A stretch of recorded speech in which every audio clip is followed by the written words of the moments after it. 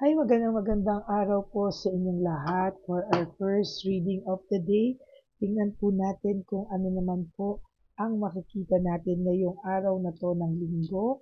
Tingnan po natin kung ano po ang makikita natin sa reading of the day. Yan, ano? I hope na maayos po ang inyong pagising, no? Tingnan naman po natin ang reading of the day.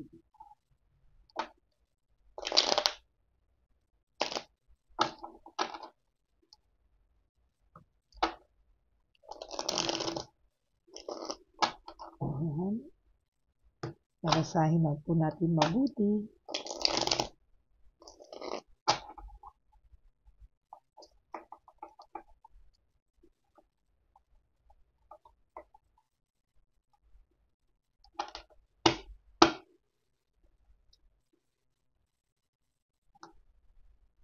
One, two, three, 4, 5, 6, 7, 8, 9, and 10.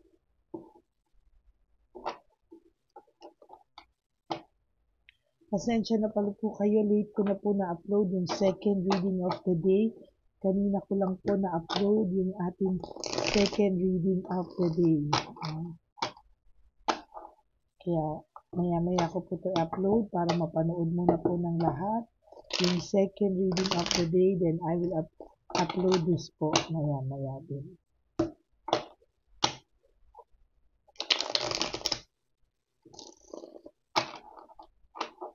Okay, tignan po natin. Okay, 1, 2, 3, 4, 5, 6, 7, 8, 9, and 10.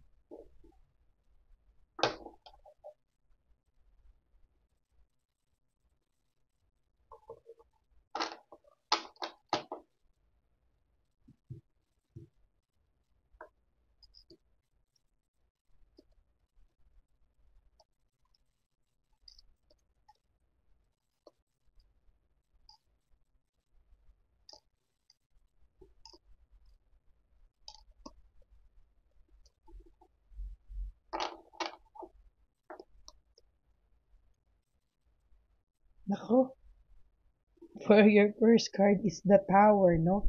Grabe naman, unang-unang baraha po ay the Tower, no? Sa totoo lang po, sa nakikita ko yan, disaster, broken pride, shattered dreams. Sa nakikita ko po, yung samahan po ng person nyo at ng third party nyo ay unti-unti na pong, ayan o, unti-unti na pong napupunta sa kawalan, ano, or unti-unti na pong lumalabo. Sa nakikita ko po dito, broken pride, shattered dreams, disaster, distraction, nakikita ko po na meron po akong napipil sa energy and nakikita sa baraha na talagang sunod-sunod po yung disaster sa buhay nitong dalawang ito, no? Group conflict or frustration, sa nakikita ko po kung ano po yung ginawa sa iyo ay ginagawa na rin po or nagsisimula na pong gawin sa inyong third party. Meaning, sa nakikita ko po dito, pwede po kasing niloloko na din po niya ang inyong third party, no? Pwede po nagsisinungaling na rin siya. May mga kausap pa rin po itong iba. Bukod po dun sa third party nyo, sa nakikita ko po ay unti-unti na pong ginagawa, no, kinakarma o nakakarma na rin po ang inyong third party. Sa nakikita ko po dito, unti-unti na pong ginagawa ng hindi maganda, nagsisimula na po ang pagsisinungaling, ayan, no? And then there's fear of change, playing safe. Sa nakikita ko po ay meron ako nakikita ditong naglalaro na, no? Na playing safe na siya, nagsinungaling na siya. Ayan, ano, so nakikita ko po ay talagang ganyan. Give up and overwhelmed na rin po siya sa mga nangyayari. Sa nakikita ko po ngayon ay talagang hindi po ito naging maayos, no? Hindi na po nagiging maayos yung samahan na meron sila.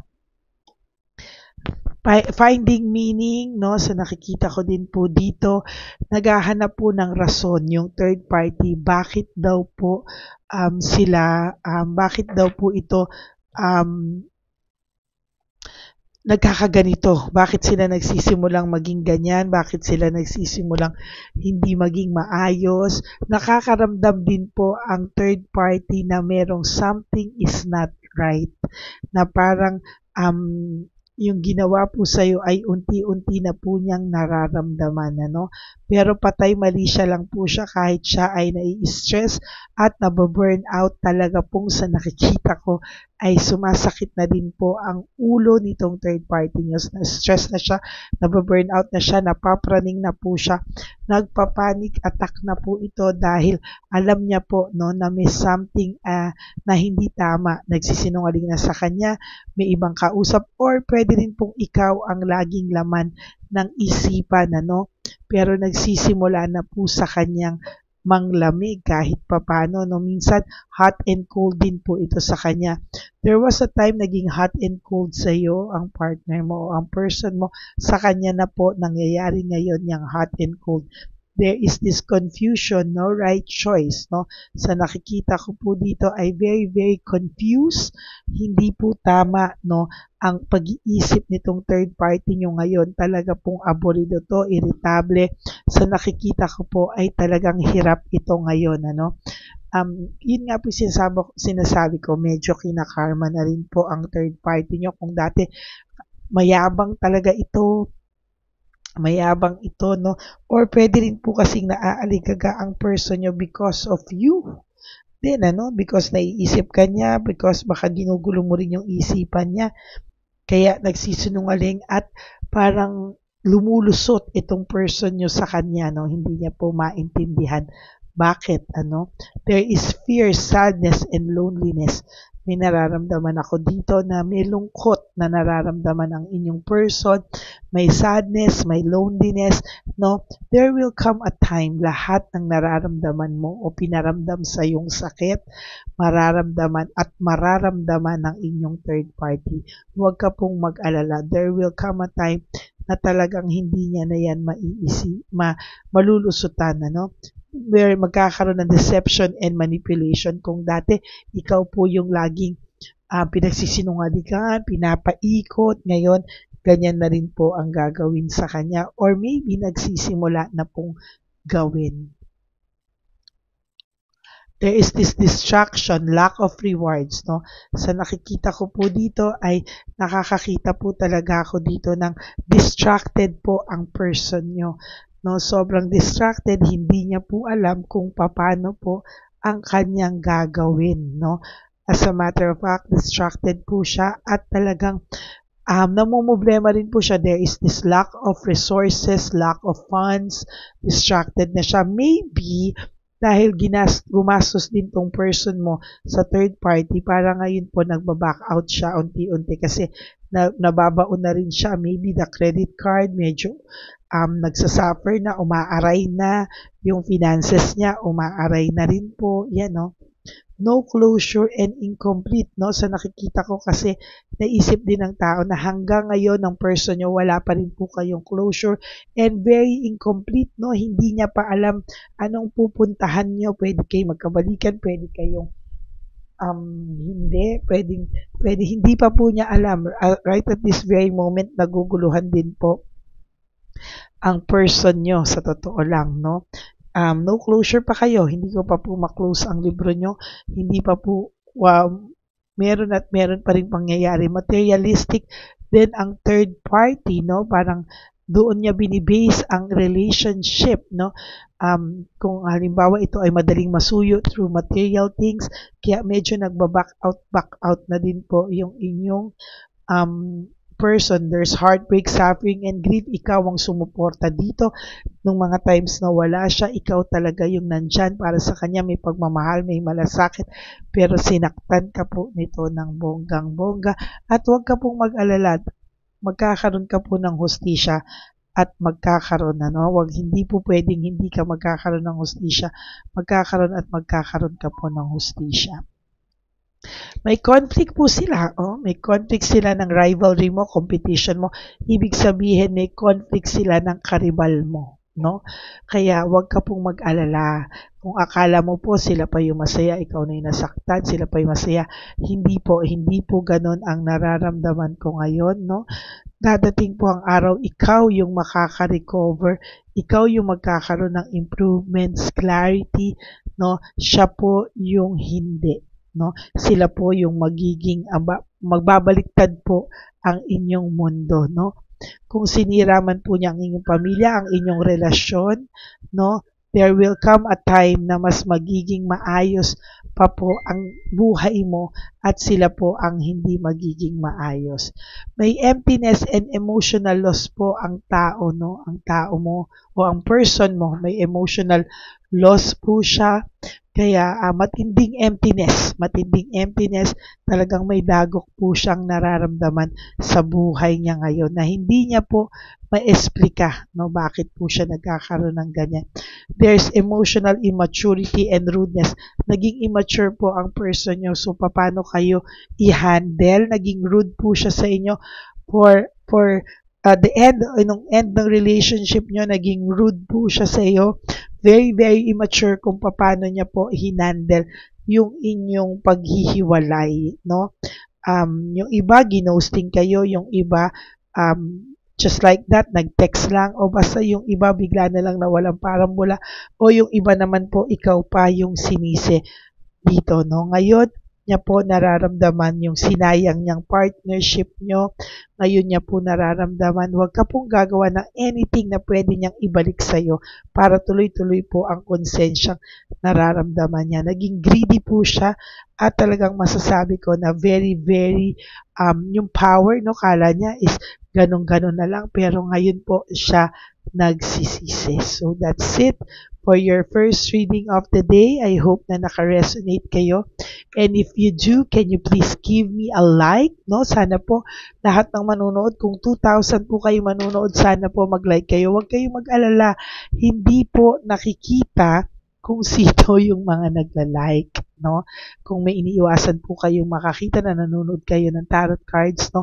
Hindi po nakikita kung sino po ang nagla-like. Ang nakikita lang po yung nagko-comment, no? So baka naman po pwede maglambing ng likes sa inyong lahat, no? And yung comment po, gustong-gusto ko pong nababasa yung mga comments nyo po sa comment section natin, okay? And for those of you who would like to have a private reading with me, you can message me po at Lady Lee Elena. That's Ladyly Elena. Nasa dulo po yan ng ating video. Diyan nyo lang po ako makokontak. That's my only official and legit FB account, no? Paki-follow nyo na rin po yan sa Facebook dahil nagra-random calls din po ako at nagra-random din po akong tawag or text sa aking mga subscribers na naka-follow dyan. Nangangamusta lang po ako. And malay mo, one of these days, ikaw po yung aking marandom, no? So maraming salamat po sa inyong lahat.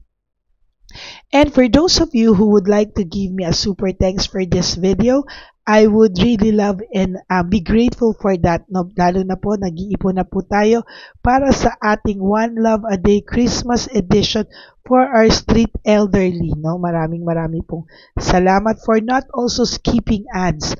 Tulong nyo na po yan sa ating channel. Maraming salamat po sa lahat sa inyo. Dahil sa dami-dami na naglalabasa na tarot card readers, ako pa rin po ang binabalik-balikan nyo at pinapanood nyo. Kaya maraming salamat po sa inyong lahat. And please help me reach 20,000 subscribers as of this day. We are approaching 15,000 subscribers, no?